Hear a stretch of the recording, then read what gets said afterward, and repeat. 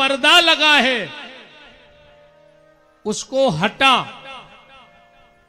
जीव और बीच के ब्रह्म के बीच में जो माया का पर्दा है, अगर वो हटा तो परमात्मा मिलने वाले हैं, और अगर वो नहीं हटा तो वही 84 का चक्कर।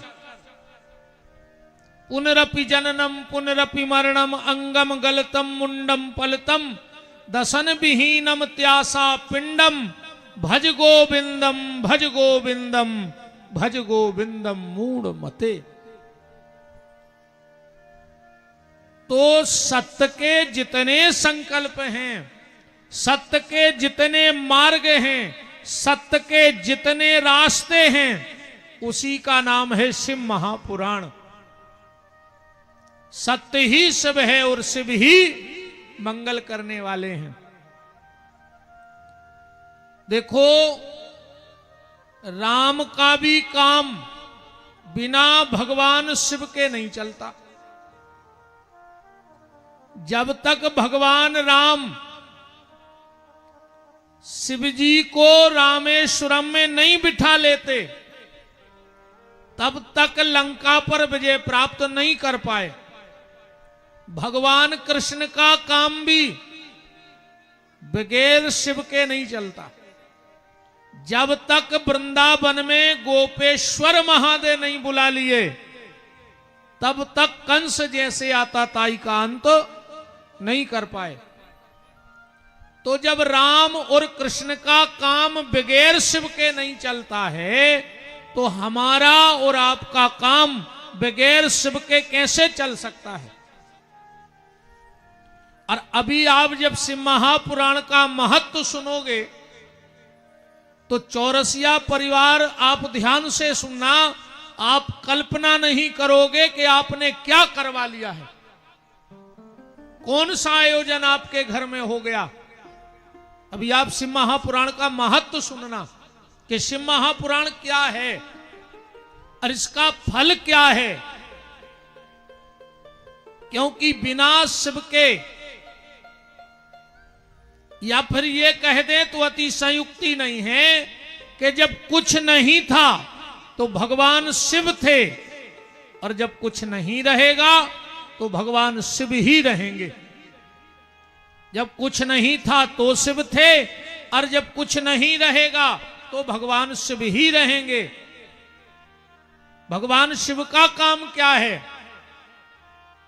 शिव हैं क्या? सबसे पहले तो ये समझो, भवानी शंकरऊ वंदे श्रद्धा विश्वास रूपणऊ। एक बात का विशेष ख्याल, हम रोज ये बात बोलेंगे, जितने भी लोग पगड़ी लगाए हो, टोपी लगाए हो, सिर में तौलिया बांधे हो, निकाल दो।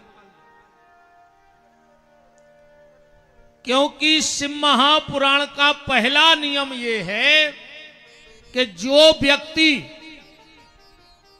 चाहे शिव जी के नाम का मंत्र जपे, मृत्युंजय मंत्र जपे, शिव जी को जल चढ़ावे, शिव जी के मंदिर में जावे, शिव जी की आराधना करे और शिव महापुराण की कथा सुने, और अगर सिर पे पगड़ी तौलिया टोपी लगा के कोई शिव आराधना करता है, तो उसकी संतान उसके कुल में कलंक लगाने वाली हो जाती है। संतान उस व्यक्ति की बिगड़ेगी जो शिव की आराधना सिर पे कपड़ा डाल के करेगा। और इसी शिव महापुराण के महात्म के अध्याय नंबर 6 में श्लोक नंबर 43 का ऐसा कथन है इस ग्रंथ का, कि जो शिव की आराधना सिर पे कपड़ा डाल के करेगा, उसकी संतान उसके कुल को कलंक लगाने वाली हो जाएगी।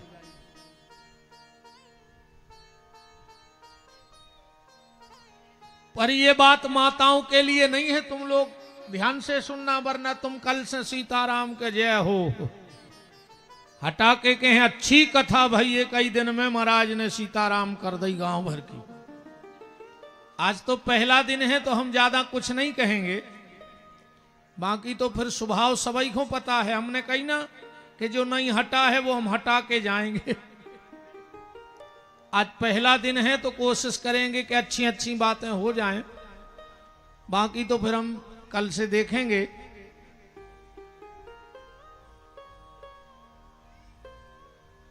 तो भगवान शिव का काम क्या है? भगवान शिव का काम है भक्त को उसके इष्ट से मिलाना। देखो, कलयुग, सतयुग, त्रेता और द्वापर, जितना भगवान के प्रत्यक्ष दर्शन का फल था सतयुग में, त्रेता में और द्वापर में, जितना भगवान के प्रत्यक्ष दर्शन का फल था, कलयुग में अगर किसी को स्वप्न में भी भगवान के दर्शन हो गए हों तो समझ लियो कि तुम्हें साक्षात ठाकुर जी के दर्शन हो गए। जिसको स्वप्न में दर्शन हुआ हो हम उसको प्रणाम करते हैं, तुम्हारा मानव जीवन धन्य हो गया। और अभी तक तुम किसी को मानते हो, तुम दुर्गा को मानते हो, तुम राम को मानते हो, तुम कृष्ण को मानते हो, तुम गणेश जी को मानते हो, और अगर तुम्हारा इष्ट तुम्हें अभी तक स्वप्न में दर्शन न हुआ हो तो समझ लेना कि भगवान शंकर की कृपा तुम्हारे ऊपर नहीं है अभी। और जब तक भगवान शंकर की कृपा नहीं होगी तब तक तुम्हें अपने इष्ट का दर्शन हो नहीं सकता है। तो शिव जी क्या है? बोले विश्वास। भवानी शंकरऊ बंदे श्रद्धा विश्वास रूपणऊ। रामचरितमानस के श्लोक नंबर 2 को आप पढ़ना, उसमें लिखा है भवानी शंकरऊ बंदे श्रद्धा विश्वास रूपणऊ याभ्याम बिना न पश्यंती गुरु शंकर रूपणऊ।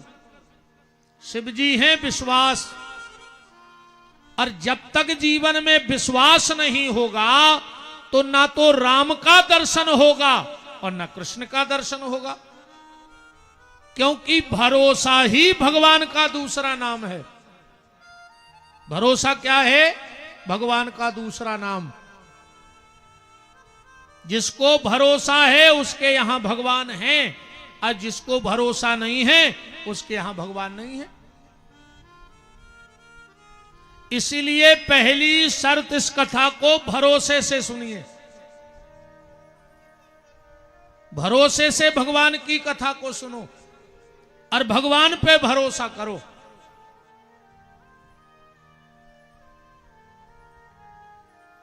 अगर ठाकुर जी पे भरोसा हो गया तो समझ लेना कि भगवान तुम्हें मिल गए हैं।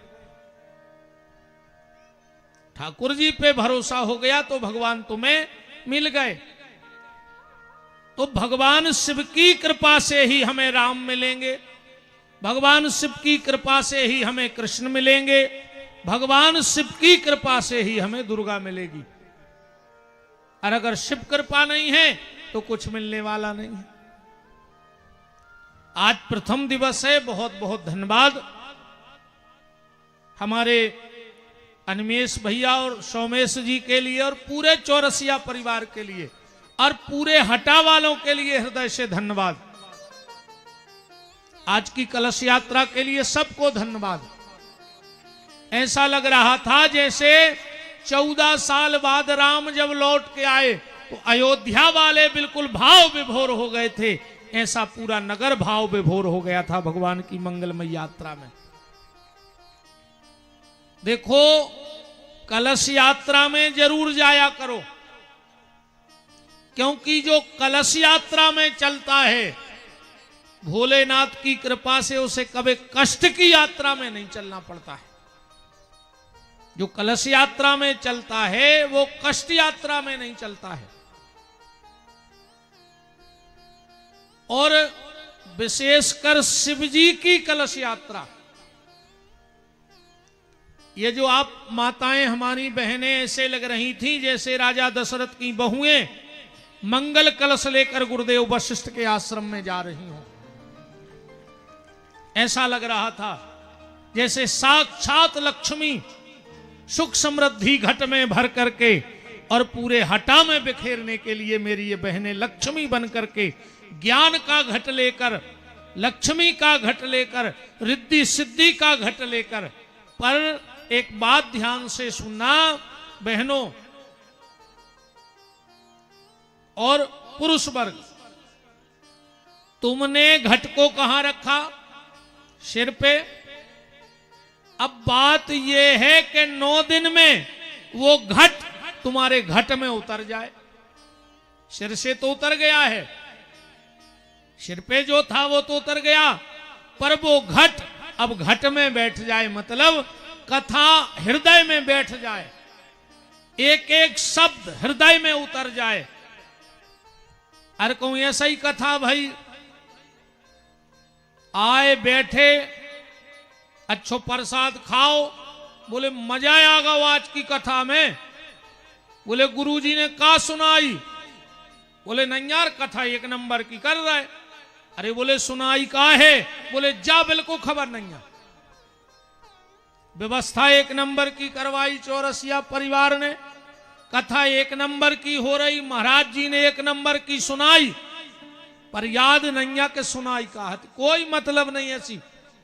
घट आज तो उतर गया सिर से नीचे, पर शब्द घट में उतर जाए तो घट यात्रा और कलश यात्रा का मतलब है, वरना कोई मतलब नहीं।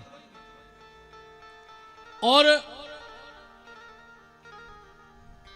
जो शिव महापुराण का कलश है, अगर ये तुम्हें पता लग जाए कि इसका करना क्या है, मैं चैलेंज दे रहा हूं व्यास गद्दी से, उसी दिन से तुम्हारे घर के संकट हट जाएंगे। क्योंकि शिव महापुराण बार बार होते नहीं हैं। शिव महापुराण के तुम्हें वक्ता नहीं मिलेंगे ज्यादा, वैसे तो बहुत हैं, पर इसमें लिखा क्या है वो पढ़ने वाले नहीं है। उसे तो तुम हमसे जो उनका हम वो पुराण कर दें, बीच बीच में उनको ना उलेट जाए, अनाय माय की बातें करते रहे। पर वास्तव में जो शास्त्र सम्मत शिव महापुराण है,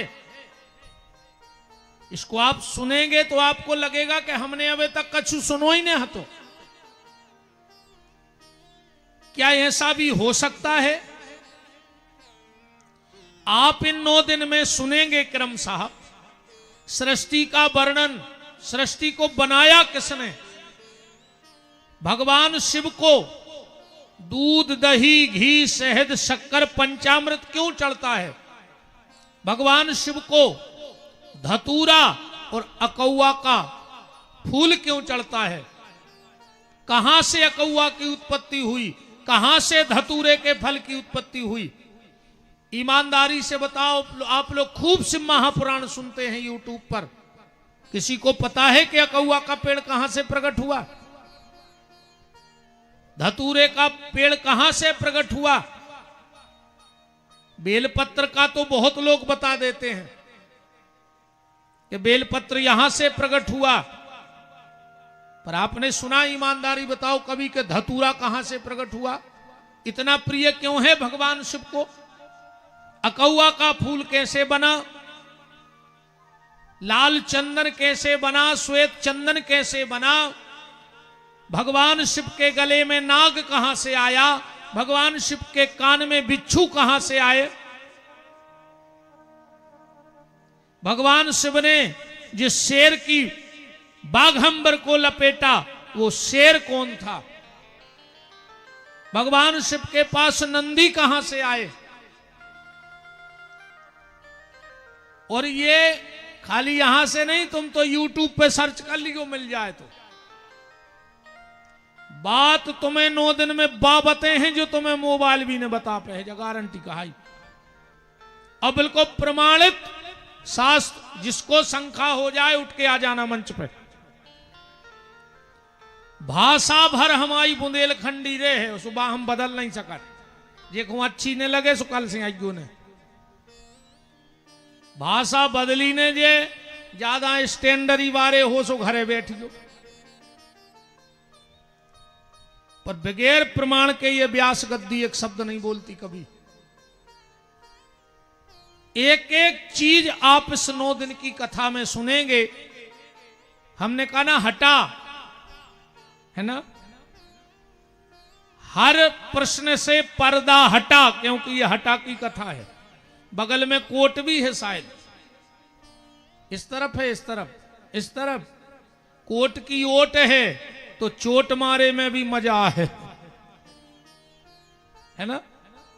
और हटा तो भैया वैसा ही फेमस है पूरी दुनिया में। वो फिल्मी गाना नहीं है, हटा सावन की घटा, है बंबई वाले भी हटा को फिल्मी गानों में जोड़ जोड़ के गाते हैं, नहीं गाते?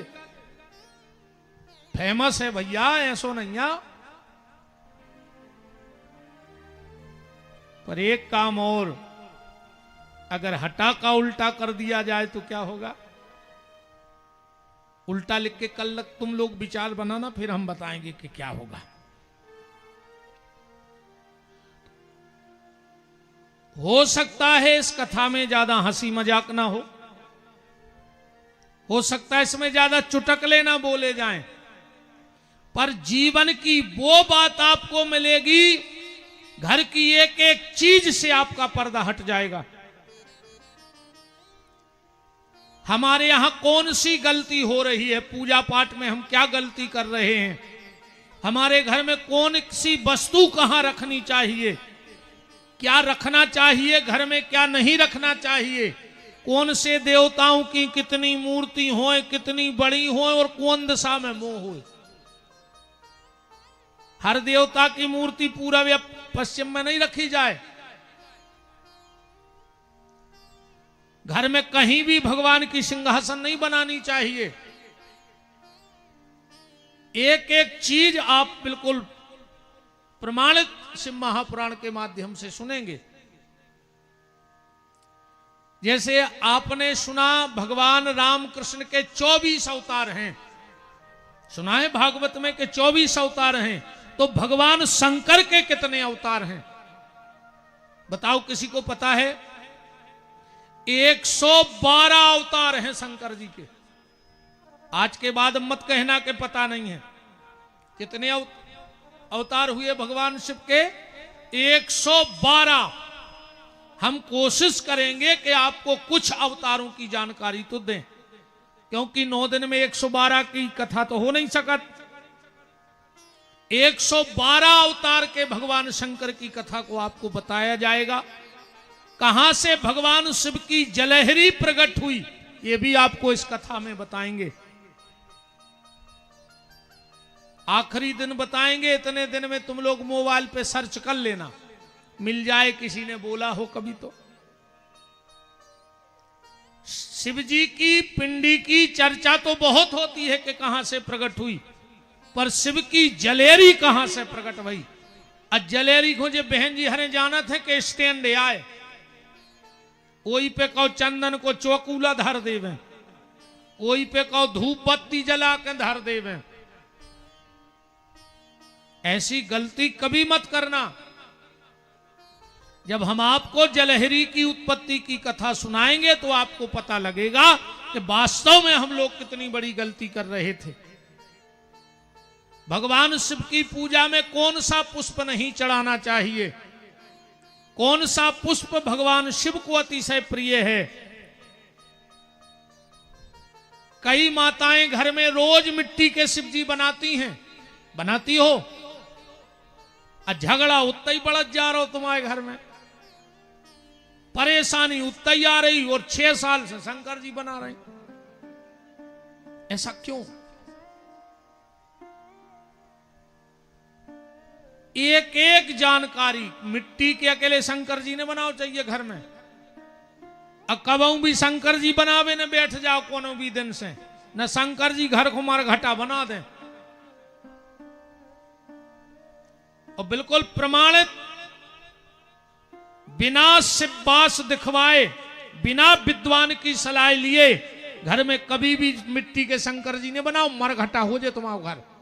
जो बचो खुचो हुई है वो भी लुट जाए सब। एक एक चीज आपको बताएंगे बिल्कुल शास्त्र मत। 112 अवतार की भगवान भोलेनाथ की चर्चा, क्योंकि थोड़ी सी जानकारी हम शिव महापुराण की आपको दे दें पहले। जैसे भागवत जी में 18,000 श्लोक हैं, लगभग सबको पता है। तो शिव महा